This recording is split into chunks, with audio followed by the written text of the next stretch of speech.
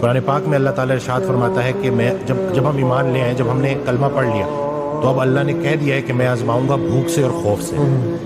خطرناک بھوک کون سی ہے کہ خواہش بھی اور پوری بھی نہ ہو رہی ہے۔ خوف کیا ہے کہ جو حاصل شدہ چیزیں ہیں وہ چھن نہ جائے۔ آج آپ دیکھ لیں کہ آرزویں بڑھتی جا رہی ہیں، کمپیریزن بہت زیادہ ہو گیا۔ رسول اللہ صلی اللہ علیہ وسلم کی حدیث ہے کہ جب بھی دیکھو اپنے سے نیچے کو دیکھو، سر اٹھا کے اللہ سے کچھ مانگنے سے پہلے سر جھکا کے وہ ساری نعمتیں گن لو جو اللہ نے پہلے سے دی ہوئی ہیں۔ اینگزائٹی وسوسوں کی، نیگیٹو تھاٹس کی بیماری ہے، یا ماضی کا پچھتاوا یا مستقبل کے اندیشے۔